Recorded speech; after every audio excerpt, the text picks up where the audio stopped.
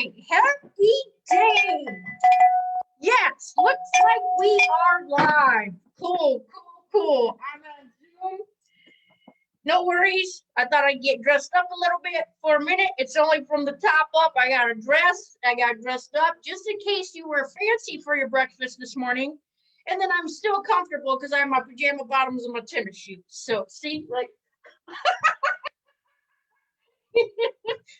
it's okay to relax, people. I'm trying to be one with all in the audience. Yes, good times. Yes. Hi, everybody. Good morning. Good to see you. I can see the comments on Facebook, so I will be able to see your comments, and I appreciate that because I'm going to be sharing my screen, and I just couldn't figure that out in time for our fun little presentation here. So yes, good to see everybody. Hello, friends. Good times. Okay, I'm going to minimize that. And I want to let you know today we're going to talk about unlocking the secrets to our unconscious mind. Oh, yes. Let's use this information because when we are equipped and we know more, then we know what's happening to us and what we can do to use information to our benefit, right? We have this like amazing universe right inside our little melon here. And I want to teach you or for you to discover some fun new ways of using your unconscious mind. Okay. So yes. All right. So hello to Nicole. I can see you guys. Sharanda, buddy, hello. And yes, good to see everybody. So I am going to let you know first, there's going to be a lot of information in this class today. It'll be about 50 to 60 minutes. And no worries, if you would like to take notes, that'd be great. If not, no worries, I have some notes. Just let me know in the comments that you would like them and I can email them to you, okay? Or if you want to send me a personal message, then let me know and I can email those notes to you. All right, are you ready to get your discovery on? I also had to make sure I didn't have too many rocks in, not too much juju up here with the computer. All right, here we go. Let's start. So I'm going to share my screen, and I think you should be able to still see me over on the side, and I will watch for any questions that you may have, or if you want to hold those till the end, that's fine too. All right, just make sure you don't hold your bladder till the end. Feel free to pop out of here at any time.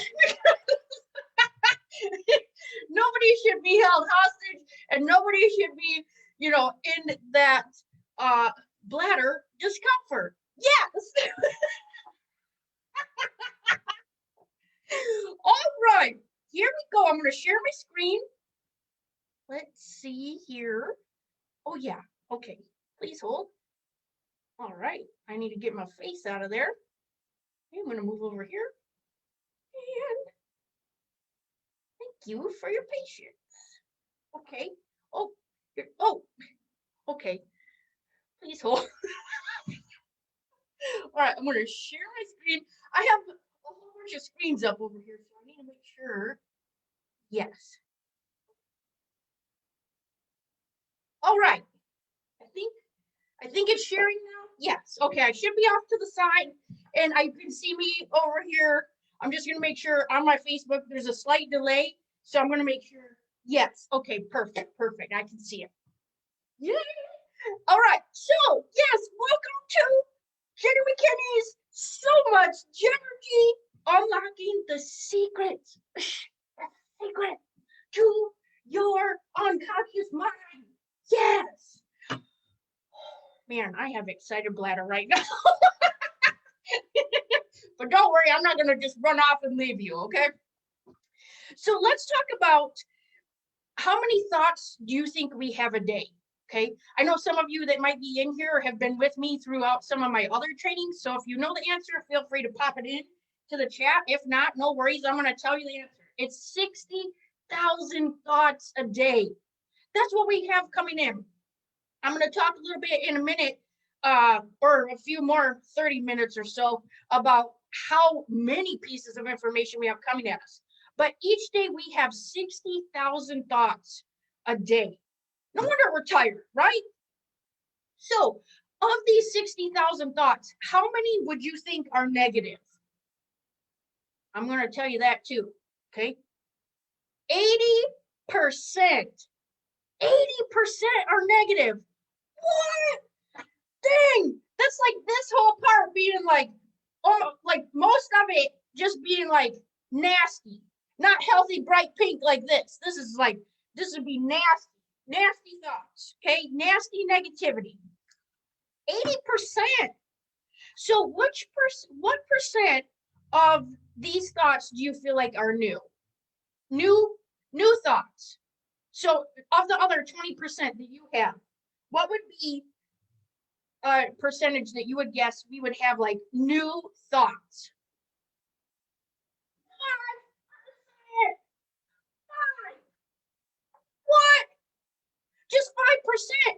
So we wonder why we're getting stuck in these negative thoughts, because we're actually working against that 80%, right? Excuse me. So 95% of the day, we are going through the exact same loop patterns. It's like just going on with like if you had a hula hoop on your neck all day with like your thoughts, and it's just the same thought, negativity. Huh, here it is. No wonder you're tired and your neck hurts. You get stuck in this like negativity loop, right? Oh man. So as we go through this, I want you to know there is good news. We can rewire our brain, and that's what I'm going to share with you today. So how do we get through this 80%? Why are we wired for 80%? So this negative bias actually came to serve us from like an evolution standpoint. So back in the caveman days, there were, when the caveman and women would walk out of the cave, there would be an actual life threat, right? So if they heard some rustling in the bushes and there's a tiger out there, and you know somebody doesn't trust their instinct and they just walk out there to see what's going on, they get eaten. Okay, that whole negative thought process just, or their fight or flight just got taken away, right? Because the tiger was out there. So if somebody was left in the cave and they see that happen, they realize, oh my gosh, next time I'm going to associate wrestling in the bushes, rustling. I think there might be like baby tigers after that if that happened. But if there was rustling in the bushes where you might hear something, and then there would be, when that would kick in your fight or flight, okay? Because now you're gonna not know, do I have to fight a tiger or is this just a squirrel out there? Okay, so that's how we're wired that way. That was actually passed down to us. And so it creates that stress in our body. So what's happening now is when we have the little notification on our phone go off, it affects the same part of the brain in the fight or flight that says, oh, I need to check that. Oh, this might be good or bad information. Oh, this is probably bad information. Oh, someone needs me. Oh, where do I need to be? What am I doing? Right? Do you have that? Do you have that in your life when your little chime goes off or your notification and you're like, oh, okay, let me know if you have that. So the good thing is none of those things can actually kill us. Like the chime on the phone is not a tiger coming at us. It's not going to kill us and eat us. And so if we have like an angry boss, then that'll affect the same type of, the same spot in our brain. Screaming kids. You know, if you're in the car and your kids are screaming, that's setting off that same part of the brain. Okay. That won't kill us. That might, like, you know, push us to where we think things might happen, but they're not actually happening that way. So how many of you have heard of a gratitude practice? Okay. Let me make sure I'm okay. Yes. So how many of you have heard about a gratitude practice? I'm going to stop sharing this for just a second so you can see me. I'm back. So a gratitude practice sounds kind of like a buzzword, especially these days where people are like, oh, be thankful for what you have. But really, the practice of gratitude actually starts the process of rewiring your brain. So what does that look like? what would a gratitude practice look like for you? It would look like looking for specific things that you are grateful for.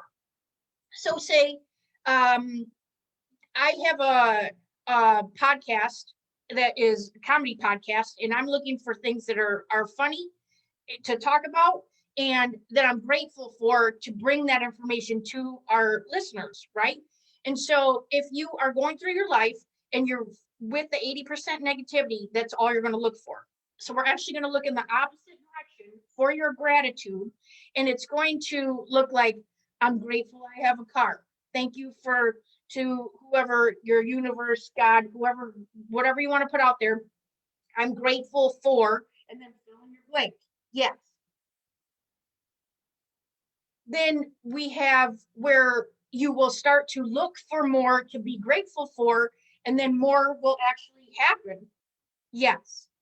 Okay, well, I was just trying to make sure it looked like my internet was acting kind of wonky there. I'm grateful for strong internet. Yes. Right. So if I was to ask you right now to list 5 things that you love about yourself, or 10 things that you dislike about yourself, which list would be easier for you to make? And I know that there's a slight delay, so I'm just going to wait for a second to see if anybody answers in there.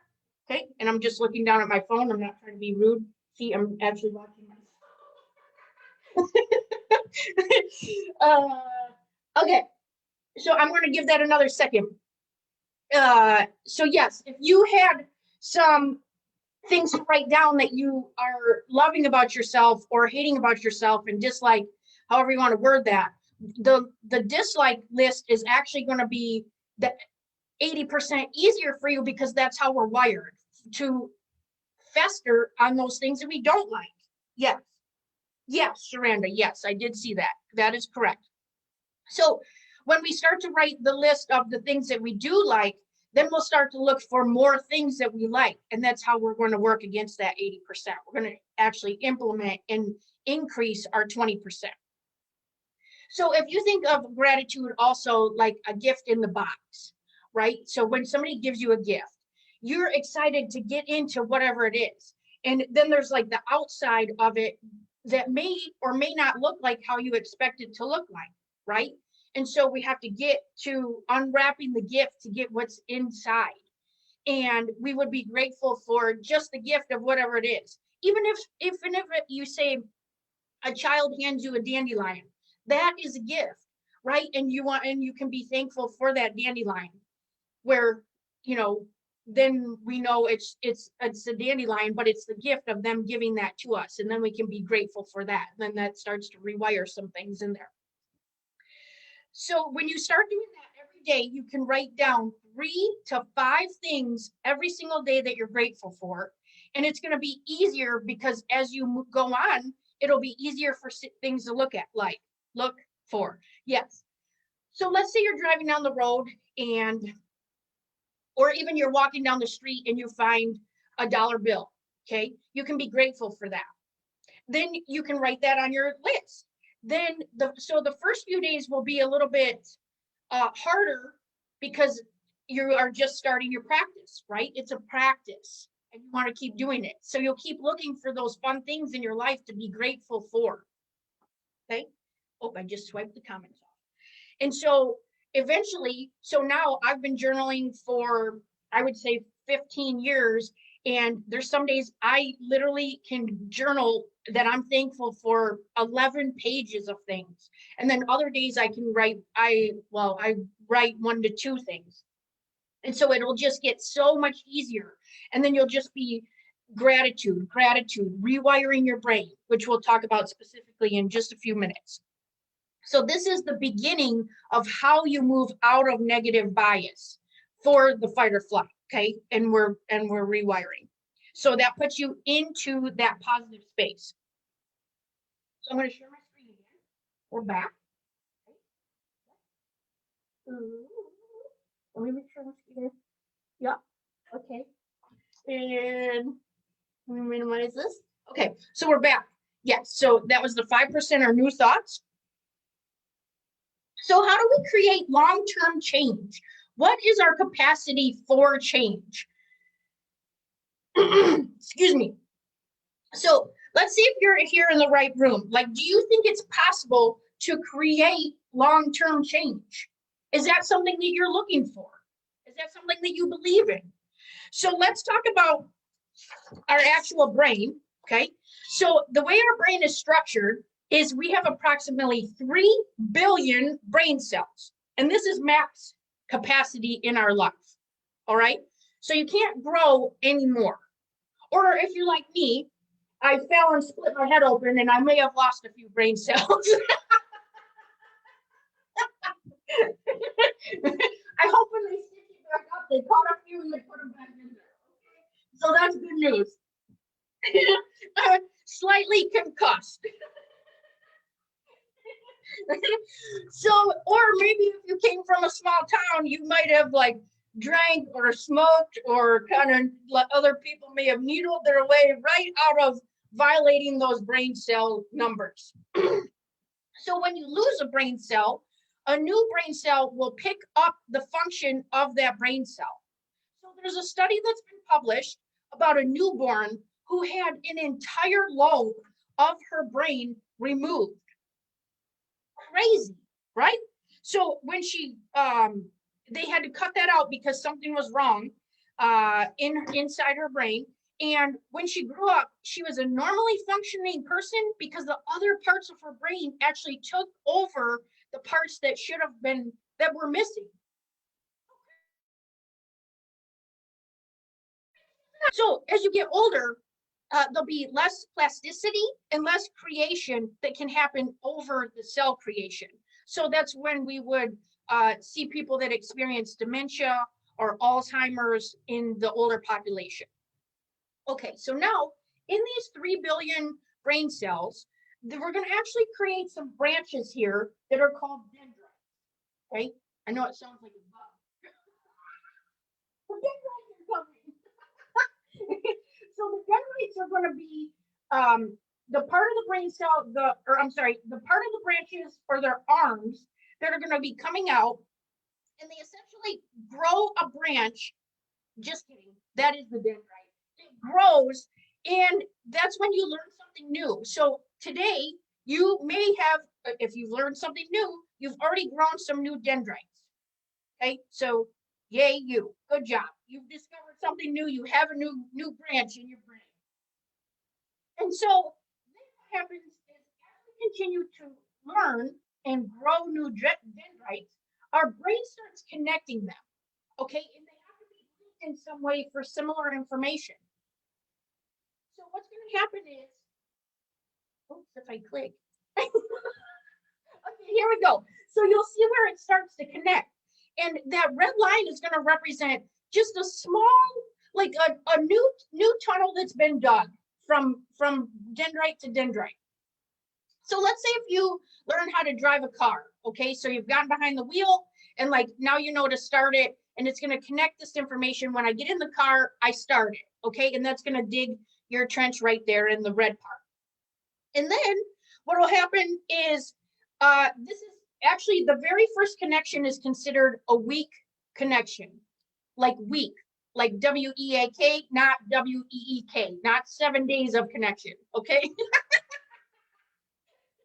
It's a weak connection. I just had to clarify that. So the first time that you hear something or learn something, you'll be taking that first layer and digging that first trench to connect information, all right? And then it'll start to embed it. Then what happens is as you start to learn something more, so where, you know, you keep practicing and keep practicing and keep doing it, you're actually training your brain to create a superhighway, which is this thick black line on your screen, in your brain. And so what happens is that new path is important because it's wrapped in sheathing so that the information can get through faster. So it actually creates that super, it's like a thick dig, if you will, and then it creates a super highway to get to that information that much faster. And it'll become like a reflex, okay? Kind of like my laughing. It's just a Right. So one of the reasons that people can get out of negative behaviors or patterns is because it is like a reflex behavior. So we have to almost cancel the superhighway, and we're going to create new pathways for new ways of thinking. So let's say you are working with a personal trainer, okay? And you walk in and say, you know what? I was super stressed out yesterday and I had every intention of working out, but when I came home, I use the word but there, yep. But when I came home, I was supposed to walk the dog, and then I just started making out with the whole bucket of ice cream, right? It's because your super highway right here is built around comfort eating. Yeah. So you're like, oh, I'm stressed out. Here, let me pop into my reflex, which is comfort eating. Okay. Yes. Does that make sense? Okay. I'm just keeping an eye on the comments just in case I missed anything there. Yes. So comfort eating, and then that will fill in. That's your super highway there. So if you want to dig a new trench, then we have to figure a new way out, and you have to do something new. Okay. All right. So of these, oh, see, and then if we do something new, we'll create a new reflex over there. That's what that is. All right. So we have, again, 3 billion brain cells. Okay. And of these brain cells, we have 10,000 possible dendrites, which is branches of thoughts, branches of information. And the possible neural connections in our brain would be 10 to the power of 10 to the power of 11. So if you are not a math lover, which is okay, a visual would be if you were to take every single grain of sand from every single beach in the world, the entire world, that's what this number would represent. That's a lot. Yeah. If you were to take all the stars in the galaxy, that's what this number represents. You have a galaxy worth of information right here, right in your thought process, right in your brain, right in your thought holder. Okay. So this is your brain, and if you've been with me before, you might know the answer. So go ahead and shoot that into the comments. If this represents your brain, and we are using the conscious mind and the unconscious mind, what percentage do you feel like is that we're using of the conscious mind? So I'm just going to wait a second. Redbox just sent me a text, so we can ignore that. So if you know, what percentage would be your guess for the conscious mind?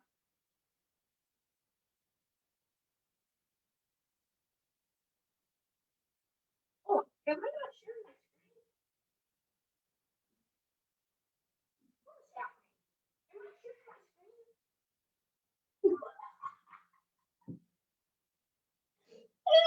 screen? Okay, I think I'm sharing my screen. All right, let me make sure. Please hold. It's 4%. Can you see that? Oh my gosh, is this not sharing? Okay, hang on.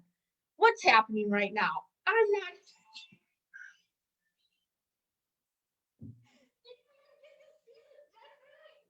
Oh, okay, hang on. What's happening right now?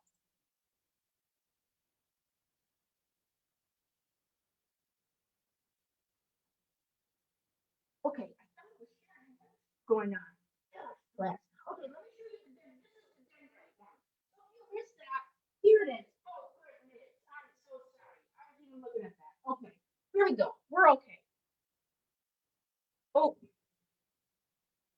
okay. Here. Okay, here's the 3 billion. Here's the super highway. I'm so sorry. I wasn't sharing. It's back. We're back. It's fine. We're professional. So that was the super highway. That was the I'm sorry. There we go. Okay. Yes. So that's for the neurons, the neurons. Yes. Okay. So conscious mind, unconscious mind. Sharanda had guessed 5%. It's actually 4%. Sharanda, you're very close. I appreciate your patience being in here. And the unconscious mind is 96%. Right. That's crazy. So in the conscious mind, that's going to be everything that we're aware of, which is the top of the iceberg. And then everything that we aren't aware of can be, limiting beliefs, other things that are embedded in our unconscious mind, things that we aren't even sure of on what's happening, right? Okay, so yes. So let's talk about more about the 96%. Okay.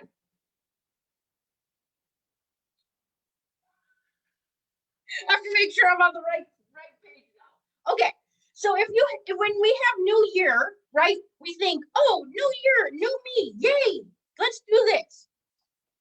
So let's talk about how things affect us. So we have 2 million pieces of information coming at us per second. 2 million pieces. Okay, that's going to be different than our 60,000 thoughts. Okay, there we go. So our 60,000 thoughts. So 2 million pieces of information coming at us at all times, okay? Like the computer, the fan is running on the computer, the video's on. I have my meditation drum here, the video's working. I'm on my phone. There's a lot coming at us at all times. So we have 2 million pieces of information per second. So just in me explaining that, we've had like 1 billion pieces of information. I just made that number up, but you know what I'm saying. It's a lot of information coming at us. So, oh yes, and I'm sorry, I just want to pop back real quick to talk about the conscious mind real quick. So when we are in our conscious mind, that means that we are trying to use the 4% against the 96%. So we would have a finite amount of willpower, going back to the ice cream, when the person was coming up, and I apologize that the screen wasn't sharing. So I'm actually, yes, so the ice cream, so when the person was coming home from the gym and they were in that comfort eating, they were trying to use their willpower at the end of the day to fight against that other 96%. Okay, does that make sense? All right, so then, yes, right. So then with the willpower, if you think about it, when you wake up, you are making decisions from the moment that you wake up. So how many of you in here actually hit the snooze button? Okay, and I'll just keep checking the comments there. If you hit the snooze button, there was one class where I had some students say they hit the snooze button 4 times. Some of them said 2, some of them said 6. The one person said 8. 8 times they hit the snooze button, 8 times. So what happens is that is 10 decisions, or I'm sorry, 8, 2, 4, how many ever decisions for hitting the snooze button before they've even gotten out of bed. Okay, so let's say if we have a certain amount of decisions to make all day, then that increases in there. So if you think about, let's say as this water bottle, if the water bottle was full and you start with a full water bottle and you've already made 10, 8, 10, 6, how many ever decisions before you even get out of bed, you're already depleting your energy. Okay, because if you only have this much energy for the day, then let's say when she gets home and she's trying to fight against the urge for ice cream, she's trying to fight against it with this amount of energy down here at the bottom of the bottle. And so if that's something that you've experienced, which I feel like we all have, then that's why you're trying to fight against depleted energy. So you want to find a way to make the least amount of decisions in the first thing in the morning, and then because then you will have a little more energy at the end of the day. Now, what that can look like is if you're trying to make decisions for you, say meal prep, okay? So if I go on meal prep, I know I can make, that's one less decision I have to make in the morning because I'm just gonna grab my container and go. The color container that I grab is an easier decision to make than What do I need to make for lunch? What am I taking for lunch? What am I going to do for lunch? Should I just go out and this and that? So me just grabbing that container is a quicker decision, an easier decision than the harder decision. Does that make sense? Okay, you with me? Okay, great. So if you think about successful people too as well, so there will be, say, executives, presidents, things like that, where they have all the same color suits because they don't want to make a decision. They're making bigger decisions than what color suit should I wear today and standing there in the closet. So they may just have all blue suits or all black suits, or maybe that was the only decision, and then they just have a tie hanging on there with it, and then they go. Okay. Yes. So that's for the little successful people. All right. So here we go. 2 million pieces of information per second. So now consciously, we can only be aware of 134 pieces that are chunked into 7 plus or minus 2. And we do that through deleting, distorting, and generalizing. And I'm going to explain what that means. So if you're wearing glasses, how do they feel on your face? Okay, so that might be something that you wouldn't even think about, and it's information coming at you. How do I feel standing at this desk? Well, if my legs hurt, then that's all I would be thinking about, and I can't get information out to you, right? So we can also, so that would be deleting information. Then we can distort information. So let's say, excuse me, distorting information would look like if you are driving by a car accident, and let's say that you're in the car with somebody else, and that other person says, oh gosh, women drivers are terrible.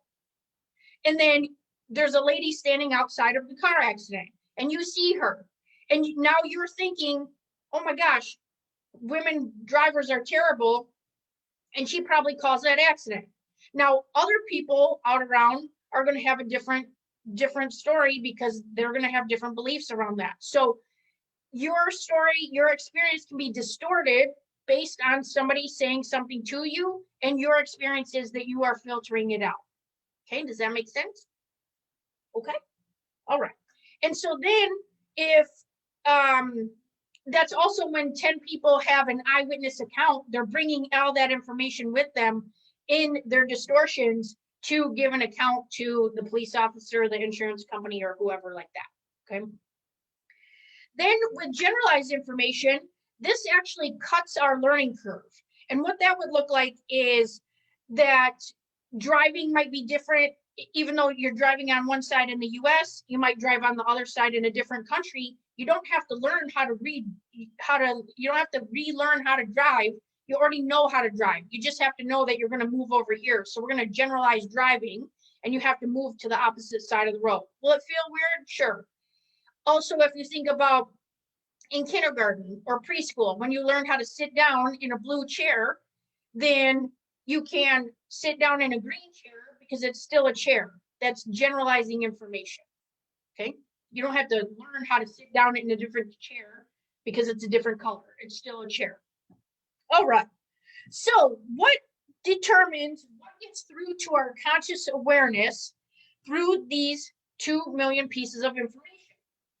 Well, what's going to determine that is, excuse me, is our reticular activating system. And so what that is that's going to be like your mind's GPS.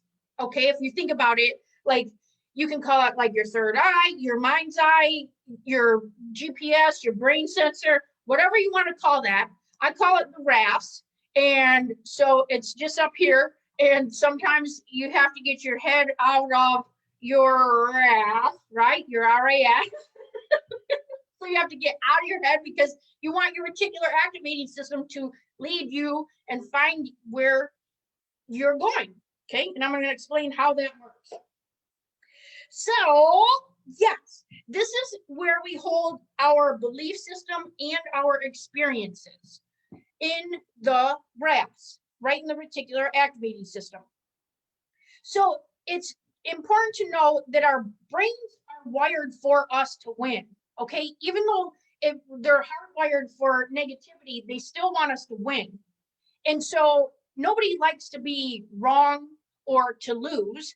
And so that's why we distort, delete, and generalize information so that we hold the right things in our reticular activating system. So we hold everything in there that relates to our, like I said, our belief system, and then the rest gets filtered out because it doesn't match what we're looking for. And it's important to know because when you're holding on to your limiting beliefs and things like that, like women are terrible drivers, women are, fill in the blank, men are fill in the blank, money is hard to come by, money is hard to make, blah, blah. We will filter out opportunities through the reticular activating system to not allow us to see opportunities, okay?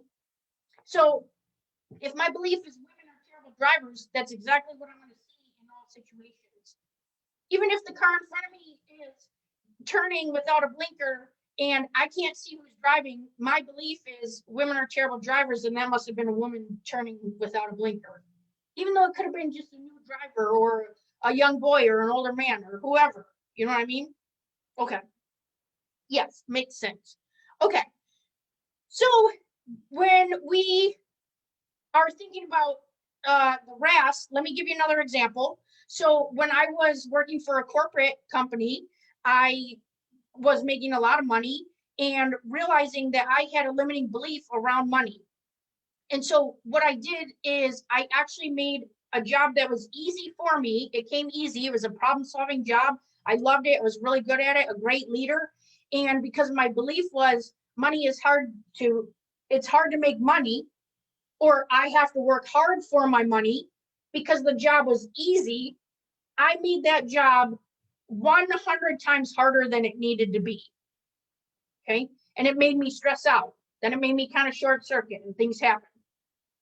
So when I think, okay, rich people are gross, or let's say I go to a family function and somebody's rich, and then I'm going to cause some drama because now I know that I think rich people are gross, or fill in the blank, or whatever you're thinking. So I just want you to think about different situations that you've been in where you might be self-sabotaging because of your belief, okay? Also, with your reticular activating system, you want to realize that it's going to look for certain situations that are in your beliefs, meaning, or even just allowing your unconscious mind to open up. So what that would look like is, so if I buy a white car and I've never had a white car before, and all of a sudden every car I start seeing is a white car, it's because your reticular activating system is now opening up and allowing you to see that, and it's allowing that in your filter, okay? And so if you think about, if you are trying to work against yourself, meaning like if you have a belief of unworthiness, then you're going to filter situations that allow you to draw unworthy situations to you. So if there's worthy situations out there, it's not even going to let you see those. If I'm awesome and I believe that money is hard to come by, I'm never going to see opportunities out there to make amazing amounts of money because that's all I can filter in. Okay? I know, it's crazy. So your GPS is only going to look for what you allow it in your belief system. All right. Let me know if you have any questions about that. Okay. So now we're going to talk about learning styles, and this can literally change the way that you communicate with others and others communicate with you. This will allow you to identify your learning style, realize a few things, and I'll give you some examples at the end because I don't want to ruin it or spoil it just yet. Okay. So we have all these different learning styles. There are, well, all different. There's 4. And in these 4 different learning styles, it's important for us to know because we all process information different. And so what we can do is we can match and mirror their learning styles to allow them to be more comfortable with us and to learn easier. Same thing with us. We also have the ability to use all or just one or two that we may have major learning styles, which you'll see in just a moment. So the 4 styles are visual, auditory, kinesthetic, which is touch, and audio digital, which is factual. And so we're going to go through these. So a visual learner, I'm very visual, so you'll see like I get dressed up. I want to make sure things look okay. I want to make sure that the camera's working how it should be. And we take in the bulk of the information through our eyes, right through our looking balls. And so this information, and you'll see talk fast. That's the second one. Yes, visual learners usually talk fast, dress nice. They sit at the front of the room. So if this is something that you do, you're probably a visual learner, and you want to make sure that you look nice. Say if you go to an event, you're going to want to dress up. You may buy designer brands. I'm saying brands. And it is 40% of the population. 40%. Woo! Yes. So being a visual learner, what I've had to do, I talk fast, and I've actually had to learn how to slow down to talk to other learning types, which might not feel like it in here because I get all excited about this information. So you'll see in the next learning types. Yes. So the visual predicates that we would be using, so these are words or phrases that visual learners might be saying, and this is how you can identify, is somebody a visual learner? So when I say, I can't wait to see you, that's because I'm visual, and I'm using words through vision, okay? So they might use words like envision, show me, get a clear, it's a clear cut, in person, in view of, in my mind's eye, let me paint a picture, things like that. Okay, so when you listen to the words that other people are using, this will give you an idea, are they a visual learner? And these might be words that you're using as well. Okay. Oh, I'm sorry, let me go, oh, let me, okay, here, oh, yep, okay. Okay, also, with a visual learner, if a visual learner goes to buy a car, they are going to purchase a car, purchase a house, purchase whatever they're purchasing based on the look of it, the sex appeal, like the visual stimulation that it brings to them. How does it look? What does this car look like? Okay. Most of the time they'll buy a 2-door versus a 4-door because it looks good. They will have, if they're like in love with, if they're passionate about something, a lot of times they'll have stickers that might represent something for them. And I think that covers it. Yes. Okay. Yes. All right, perfect. Okay, I didn't want to skip that and go to the next one. So auditory learners. Okay, if you are an auditory learner or a tonal learner, like you're learning through and getting a bulk of your information processed by hearing. So you'll pick up on tone. You might not like certain voices. I know when I listen to audiobooks, if I don't like the reader who's speaking to me, I'm out of there. And so you will also hear certain tones. So if somebody says, why do you have an attitude with me? And you may just be speaking and you don't hear your attitude, they may pick it up because they're an auditory learner. Okay, they're getting their information in through their ears. Music is very important to them. They will purchase a car based on the sound system. So if you've ever seen where somebody has, let's say, a crappy car and they have a super intense sound system, they're probably an auditory learner. Okay, they're taking all that information. They want to make sure that their sound to their car is important. They're going to sit where the best sound is, and they want to make sure that if they're a speaker, they're going to make sure that the sound system's right, that people can hear things, certain noises aren't out there, and they will have a melodical tone when speaking. Yes. Okay. And pitch, yes, pitch is very important to them as well. All right, these are some of the words to figure out, is this person an auditory learner? So if they say, yes, I'm excited and I hear you. Let's see, yes, oh, rings a bell. That rings a bell is pretty popular, where if they're saying that, then you'll know that they're an auditory learner. These are some other ones. Give me your ear, describe in detail, so it'll be word associated. Okay, so those are just a few. Kinesthetic is they are going to want to touch and feel it. So if they are in, they're going to take in that information by doing and feeling it. So they want to know the reasoning behind things too. So they will usually speak slower. They need time to process. They're going to dress for comfort. So it'll be, you know, if you have a child that says, I don't like the way that feels, they may be a kinesthetic learner. And they're going to sit in the most comfortable seat, and they're 40% of the population.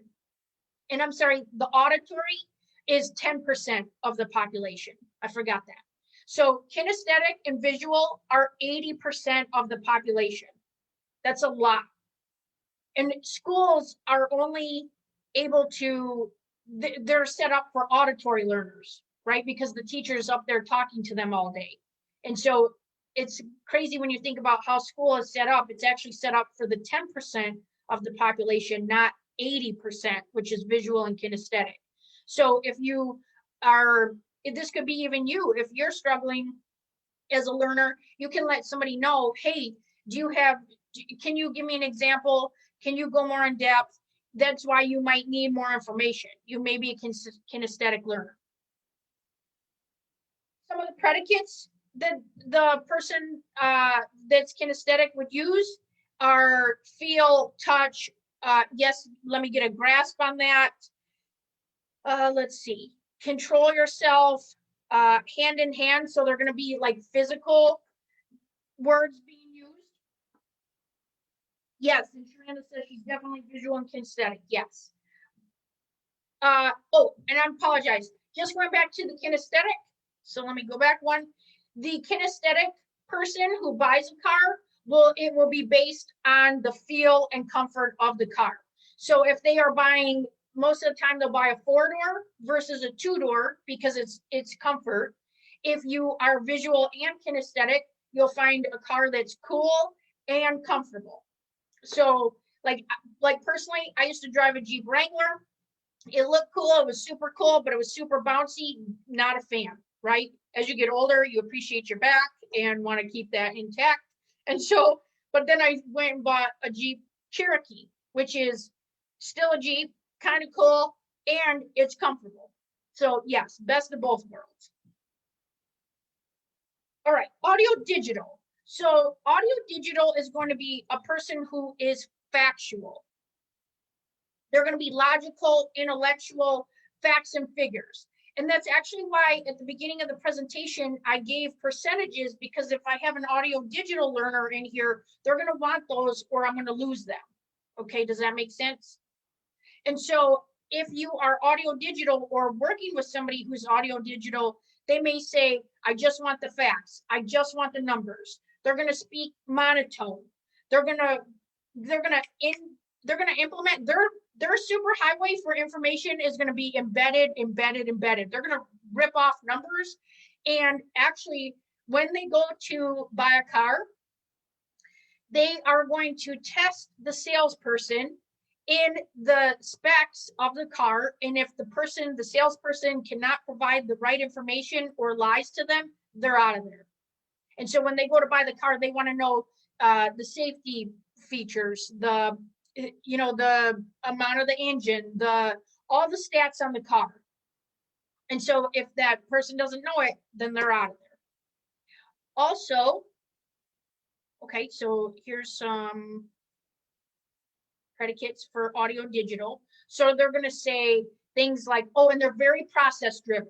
So a lot of engineering types will be very process driven. They change, consider, motivate. That's things that the words that they'll use. Calculate, let's figure it out, let's make sense of. Oh, please hold. So before we move on, I want to share with you that if you are a different learner type or processor of information in a different way than the person you are married to, or your children, or maybe in your family unit, on your work team, anything like that, you want to identify that, because what happens is, if I'm a visual learner and I talk fast and I'm talking to somebody who's kinesthetic and they need some time to process information and they don't answer right away, I think they are ignoring me, they're not listening to me, they didn't hear the question, and now I'm going to repeat it, when really they just need some time to process. So if somebody's taking a moment, I can remember somebody in the audience of one of our trainings had mentioned that they were visual and their husband's kinesthetic, and she kept saying the question, in that time, she asked that question 3 times, and he just needed time to process. So if he's kinesthetic, he's going to need some time to process that through his feelings. Like, how does this feel? And then let me process it, and then let me get the words back out to explain how that feels. It could be the same with your children. If you are visual and you have an audio digital, or maybe even an audio, so maybe certain sounds hurt your child's ears, or maybe a tone. So you might have to think of one of the other coaches that I work with. She didn't want her children to associate their name in the tone with being in trouble. So she came up with a code word when she calls them. And so she makes a certain noise to call them, to let them know, hey, I need you here. Nothing's wrong. I just need you to come down here like it's dinner time. It's time for a snack. I have a question, things like that. So I just want you to be cognizant of information and the way that we process our own information and how others. So when we communicate, we can be a better communicator. Or maybe you aren't getting what you need. Maybe you are the kinesthetic one, and you say, look, I just need a minute to process. And let me get my thoughts together. Let me see how it feels. Let me get that mixed in there, and then I can get it back out to you. Okay. And it's okay to walk away and just say, look, I need a minute. And if you have to, feel free to explain that to your partner. They may not know. Just say, look, I see that you are this type of learner and I'm this type of learner. This is how I process information, how you process information. Of course, it needs to be a respectful conversation and open. And then that way you can kind of meet in the middle. That's 80. So visual and kinesthetic are 80%. So there's a pretty high chance that we're probably with somebody in one of those groups. Okay. Yes. Yes, Sharanda. Yes. Okay. So now the language that we use. So continuing on with communication and how can we be a better communicator, even to ourselves and out to the world out around us. Let me make sure I'm just grabbing my notes. I don't want to miss anything. Oh. All right. So the language we use. Yes. So we actually do not communicate in words. When we're communicating with each other, we're communicating in pictures. And so of those 2 million pieces of information, when we take information in, we're actually communicating in pictures. And we create a picture in our mind, and then we process it. So if you're visual, you're taking your picture in through your eyes. If it's auditory, right, you're coming in through your ears. If it's kinesthetic, you're going to taste it, feel it, and see it. You're going to have all this, like a bunch of senses going on. And then with the audio digital, they want facts. Their pictures are coming in numbers and facts and processes. So we want to make sure to realize, how do we impact our own brain in other people's brain? So the unconscious mind is not able to process the word don't. Really, it can't process the word not. So if you look at the language that's being used, and let's say you're talking to your child and they run out in the road because you said, don't run out in the road, think about it. The unconscious mind can't process the word not, so you have just told the child, do run out in the road. So how do we remove that? You want to be specific in what you want them to do or yourself to do, or you want to reframe it in the positive. And so if I tell you, don't think of a purple frog, what happens? You have to process and get the picture of the purple frog to not look at it and then hurry up and don't think of it. So you have to get it because I'm telling you to, and then don't think about it because we cannot process the word not. So if I tell you to think of cherry blossoms, I've just told you to think of this, which you will. Okay.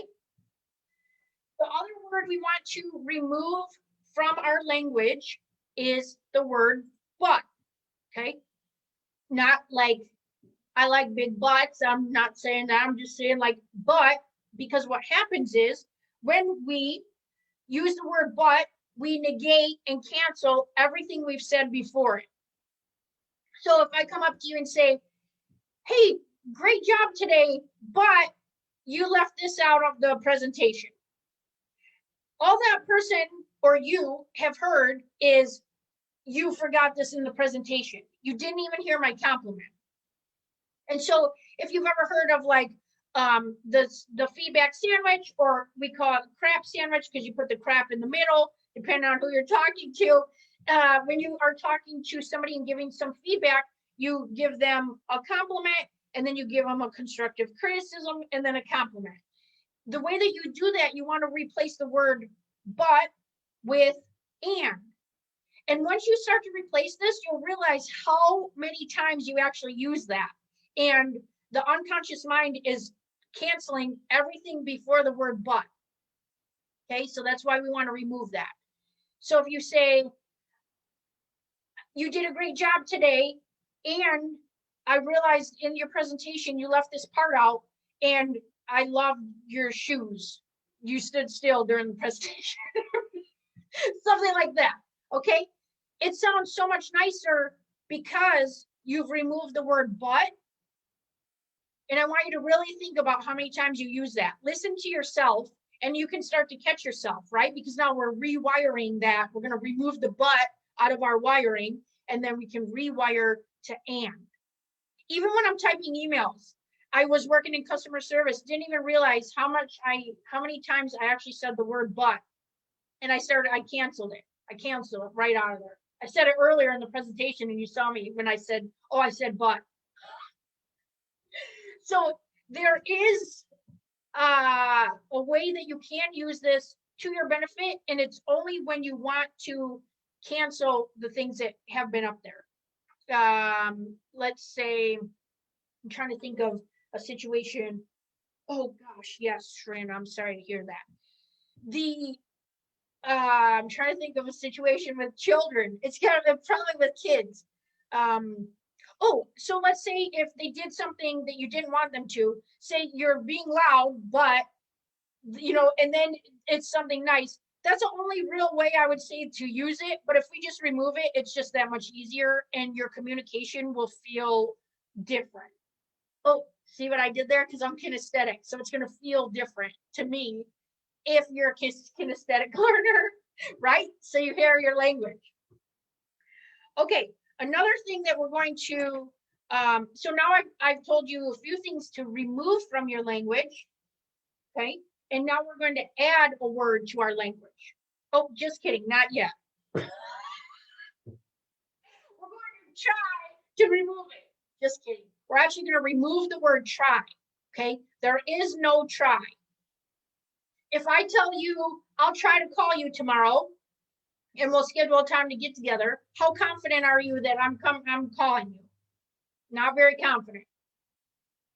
When we say try, it gives us an excuse to not fully commit. I'll try to get to the gym tomorrow. I'm not going to the gym tomorrow. I'll try to get this presentation done and be ready for tomorrow morning. I'm not doing that. So you want to remove the word try from your language, and because you want to commit. You want to commit. So when you say, instead of saying, I'll try to call you tomorrow, say, I'll call you tomorrow at this time. Make it a commitment and a priority. When you use the word try, it's an out for that person or that commitment as being a priority. Okay. Even if you can't make a commitment at that time, be specific. I'm not able to, I'll call you Thursday when my schedule's open.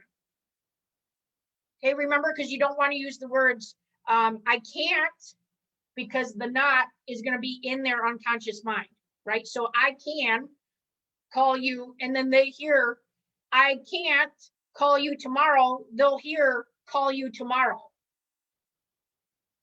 Okay, does that make sense? I know. Right. It's almost like everything we've ever learned and all the way that we're talking to each other is really just sending mixed messages. And that's why we feel like we can't communicate with each other. Didn't you hear me? Did not you hear me? Did hear me? Right? Okay. Yes. Yes, Nicole, yes. So Nicole's saying that her daughter is saying that she's trying all the time. The thing is, when they're trying, ask them specifically, what are you doing? And make them commit to removing, you can remove the word try, don't give it back to them. Ask them, how are you? How are you doing it? Don't say, how are you trying? Because then you're giving it back to them. Okay, now we're going to add the word. Now I'm ready to add a word. Okay, yet. So the word yet implies that they are capable of doing it, that you are going to do it. So if I say, I'm not making money yet, which the word not is in there, right? I'm not making money yet. I've actually told my unconscious mind I'm making money yet, and yet allows it to open, right? Like we have a gatekeeper in there, which is our unconscious mind that will just open up and allow us to be open. And then my wrath, right? My wrath is going to go look for opportunities to find money. Yeah. If you say your child comes in and is frustrated. I can't ride my bike. I can't stay up on 2 wheels. You can add yet to it, and it implies you can keep working at it and you will get it. So if you say you haven't gotten it yet, and then they'll hear you got it yet, right? So the yet allows them to be in a learning mode to discover how can they get there. Yeah, I think I have a good little story here. Let me see where I'm at. Okay. Yes. So yes, there was actually a study done, I believe, over in New Zealand, where they added on their report cards that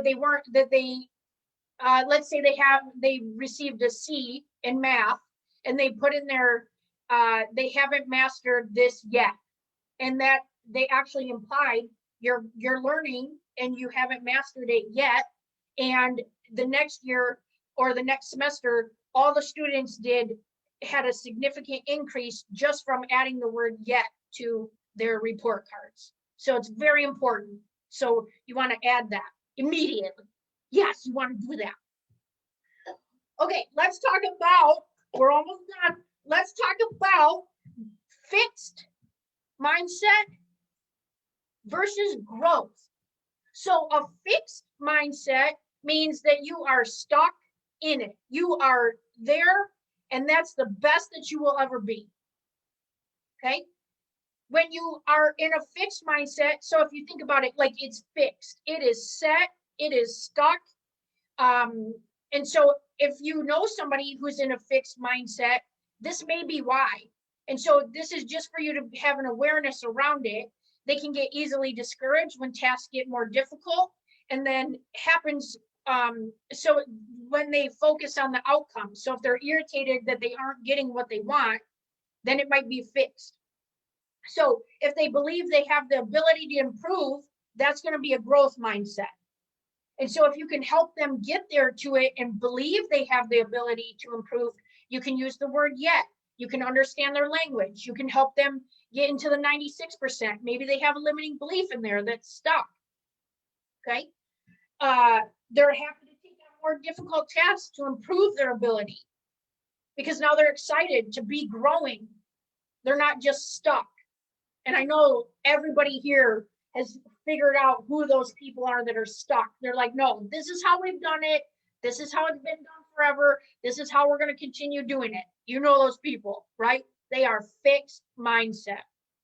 And when you're in growth mindset, a lot of times we have figured that we can outgrow the fixed mindset. And so that gets frustrating. And so really when you outgrow that person, that situation, either you have to look at the situation and figure out, is it worth this? Like, is this working? Can I stay here? Or do I need to continue on my growth journey? Okay.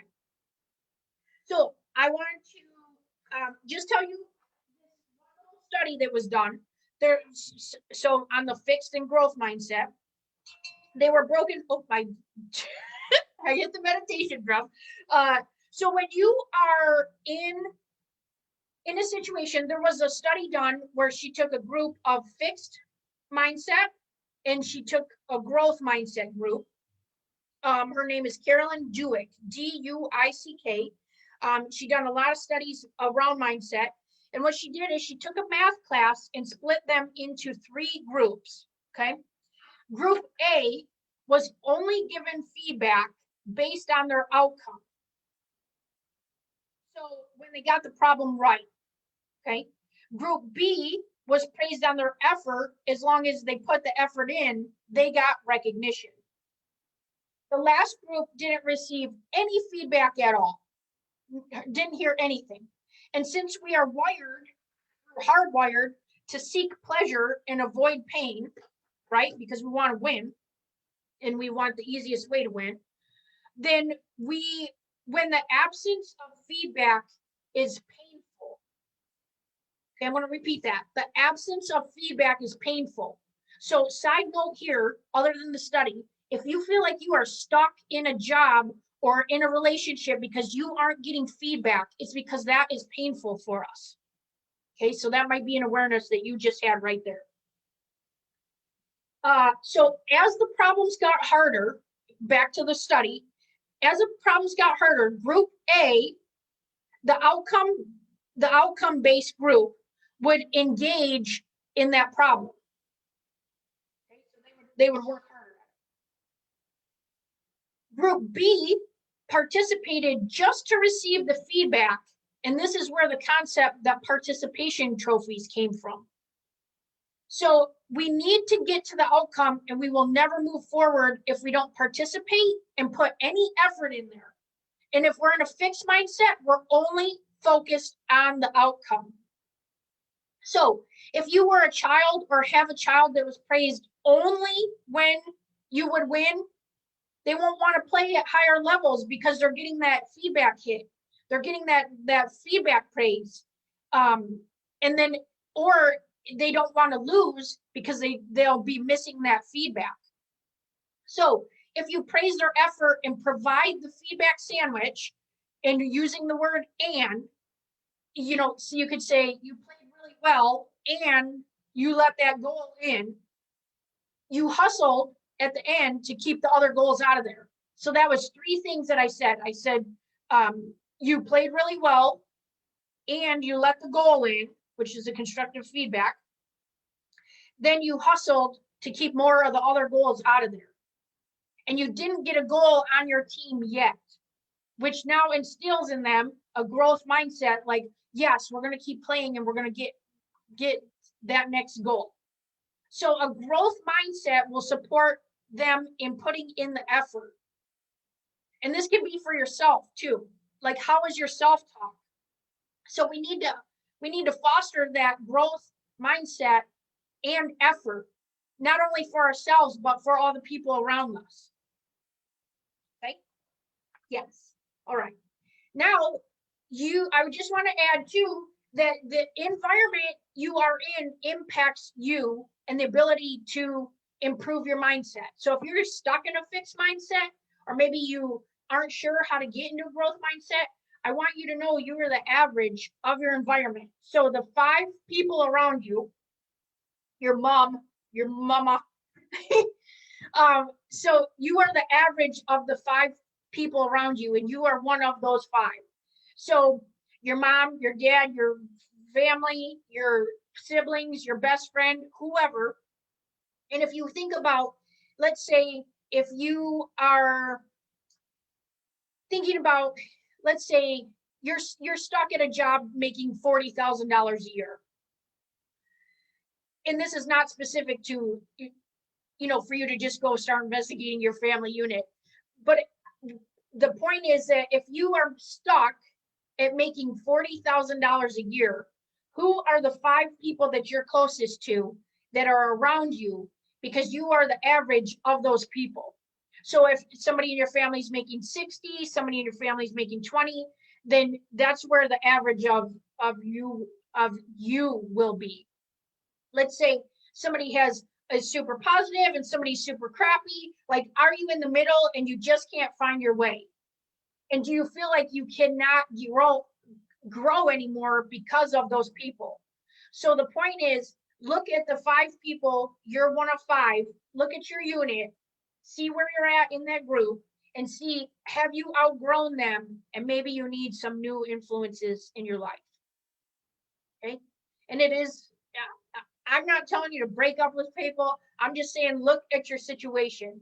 If you feel stuck and you're in a growth mindset and the other 4 people in your life are in a fixed mindset, how will you be able to hit that growth mindset? You need to find more people that are open and receptive to accepting you and allowing you to grow.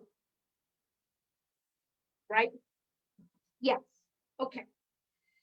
And let's see. Oh, yes. Okay. So this is just saying that, yes, you are connected to those 5 people, and you want to make sure that to check your influences. Okay. I know a lot of people, sometimes they get just sucked down in that well, it's just a vortex of crap. So if you are literally trying to level up, look at the people around you. You have to get new influences. And you can break up with those people. It's okay. I can tell you, like, ever since I have changed, my unit has changed. The people around me have changed. Yeah. Okay. Let me know if anybody has any questions on here. I will keep checking the chat on Facebook. I want to let you know that this presentation today is a presentation that I've given to schools, and I have ready for businesses. If you know somebody that would benefit from this information, please let me know. This information here in working with our unconscious mind is part of a program that I have put together. It's called Neuro-Linguistic Programming, and it's an NLP class. And because you've been here with me today, I appreciate that. And I want to make it part of my gratitude practice to give you a benefit as a thank you, because I'm grateful that you are here with me today. And I would like to give you a special offer. If you would like to know more, I am offering a 3-day NLP class that is normally $497 that I'd like to give to you as a thank you for $97. So what it'll do is it'll take, this is the introduction. The information that I provided here is really just an introduction to your unconscious mind.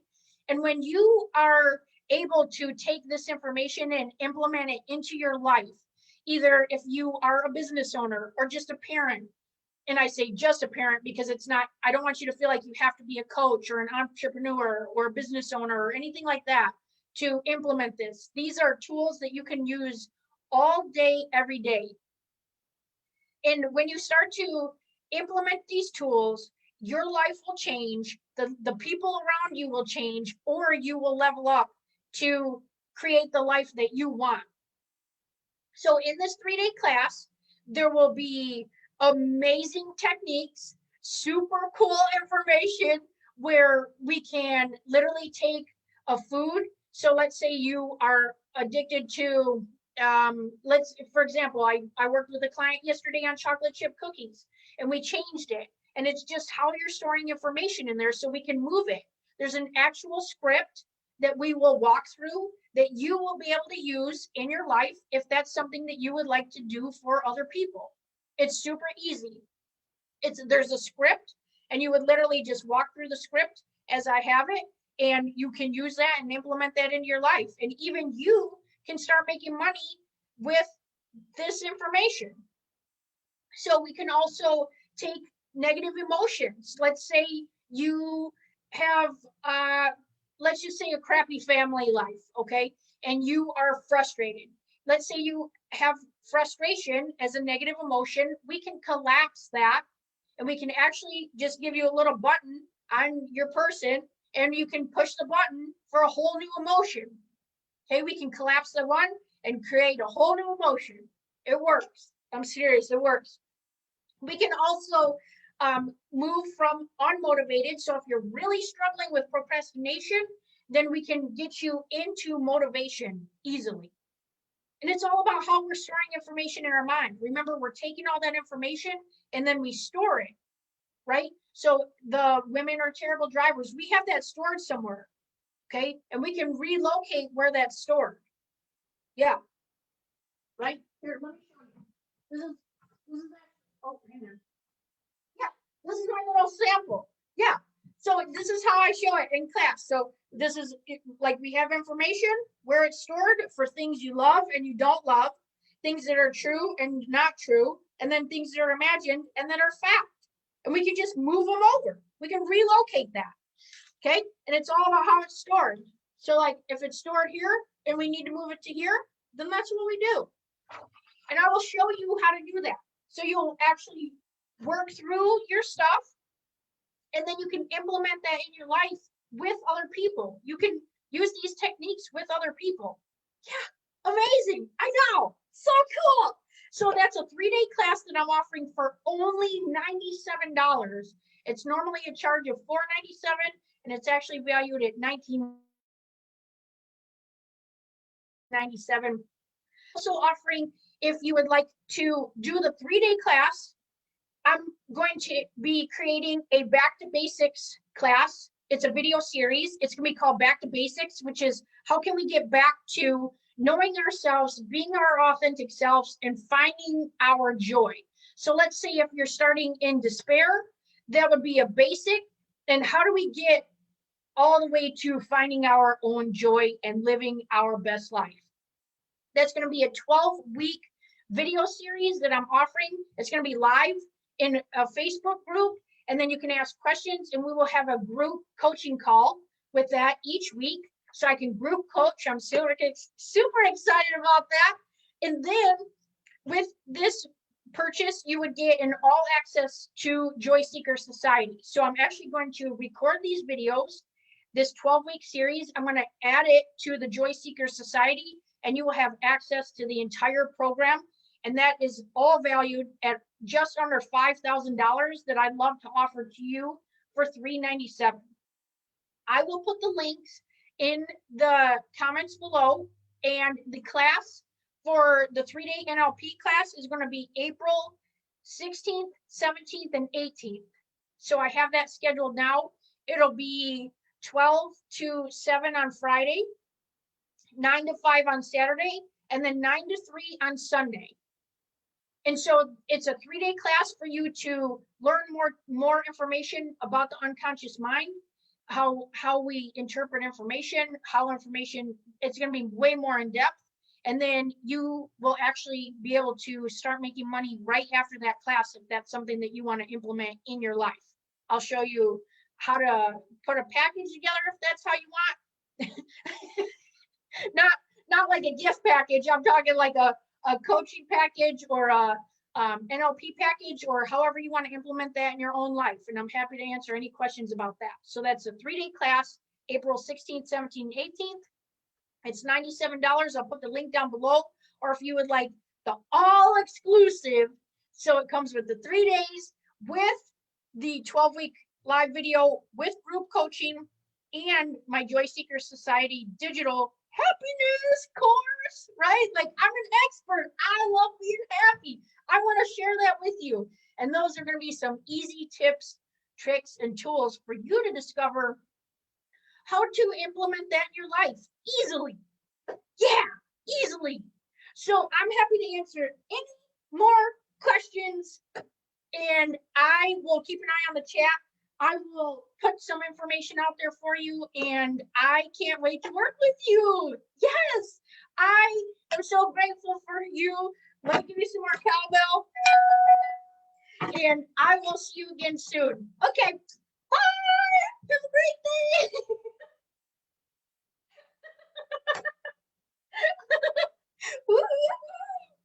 See you. I'm just waiting because I know that the video is lagging. So okay, all right. Okay, see you tons. Bye. Have a great day. Filled with so much energy. Oh gosh, here, let me give you a little booby rock there for you.